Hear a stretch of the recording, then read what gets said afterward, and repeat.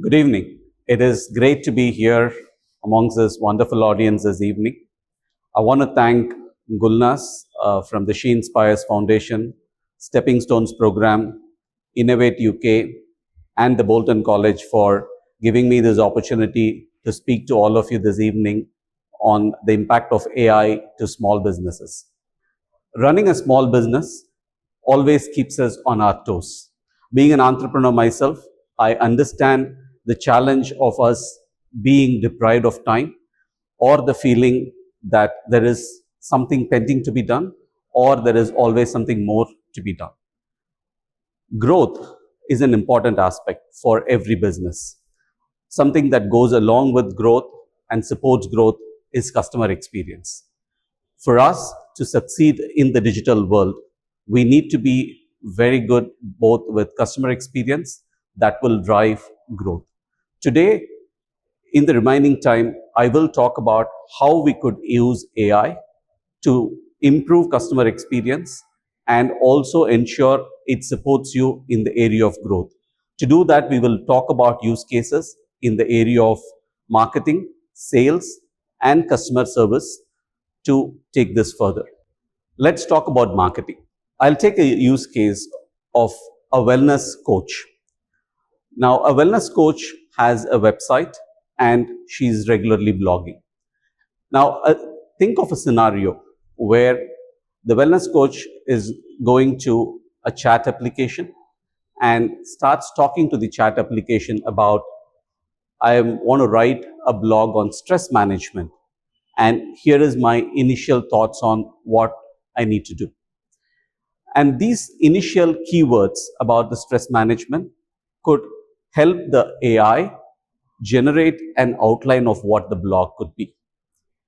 Now, the wellness coach can give her inputs on how this could be improved. Then the blog can be constructed completely. Let's not stop there, right? AI can then help you take this blog, which is approved by the coach, to be published into the website on one click. It could also connect the blog with other potential blogs that already exist on the website, which helps from an SEO perspective.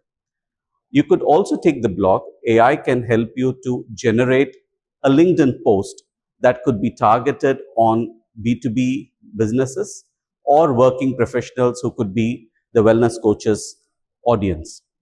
It can also create a carousel of stress management tips from the blog that could be posted on Instagram for younger audience or women who are more commonly using Instagram.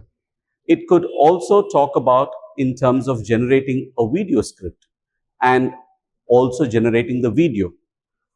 It can also look at converting this blog into a newsletter and sending it to the most suitable audience who would benefit from this blog. So if you really look at it, what we are doing here is taking one idea, one concept of, I want to write a blog, and creating a whole lot of assets, and not just stopping there, but also distributing these assets to different channels. So an idea is now converted to a blog, to a social post, to a video, and distributed across multiple channels. This can be done in a matter of an hour or maybe 90 minutes at best. The time more is going to be spent on the wellness coach to edit and give inputs to the AI. In a traditional world, if you have to do all of this is you're talking about at least a few days of activity. This is the power of AI, and this can be done today. Let's take the case of sales. Let's talk about a face painting scenario right now. So assuming we have a business owner who does face painting for kids. In this context, one of the largest challenge would be in terms of the enquiries that would come through. You would have enquiries that would come on WhatsApp. You would have enquiries that will come through Instagram. How about we have an AI tool that can read every single message and start a conversation with the person who has reached out with an enquiry? Many a times, The challenge is just not about responding quickly, but also knowing which ones we want to respond to. Because we talked about time being the most important asset and which we are really constrained of. So qualifying the lead and making sure we are speaking to the right lead is where AI can help us. So in this scenario, the AI can start a conversation. We could train the AI to ask a set of qualifying questions that will ensure the person who is making this inquiry is serious about it. They have the right budgets, and it is going to happen in a very quick time turnaround. So given this, based off these questions, the AI can qualify, not just there. Based on the conversation, it can actually build out a quote and then send the conversation summary and the quote to the business owner to decide whether it is okay. And in click of a button, it can be emailed to the respondent, or it could be sent through the same channel that they came through. Could be a WhatsApp, could be an Instagram messaging. Now, we don't have to just stop there. We could also make sure if there is not a response within a particular period of time, you could also make the AI send a follow-up. Now, this will ensure we are not just responding on time, we are making the right offer, but we are also following up to ensure we are able to complete the transaction successfully. So that explains a scenario from a sales perspective. Now, let's talk about the customer service scenario. In this scenario, let's take an example of an accountant who is working with her different companies. And there are times where these companies are going to reach out, ask for her time, book her time. Now, Calendly is one way you could potentially think about it, but then you could improve the experience through multi-channel in terms of how AI can help schedule the meeting, book the time, schedule the meeting, and then even follow up right before the meeting. So it's very easy for the accountant to allow a particular tool or a chatbot to be available where her customers can chat, book the time. During this, you can actually, AI can validate in terms of who the kind of customers are, right? Once somebody starts the conversation, they can identify, it can look at the database, it can even look at the tier of the customer, so that the kind of response that you need to do for your critical top 2, top 3 customers, you probably want to instantly provide a time, then it can do that. So you could write rules for the AI to work in that context. Another example, let's talk about for insurance brokers, right? So let's assume one of the important things in the insurance brokering is about renewals.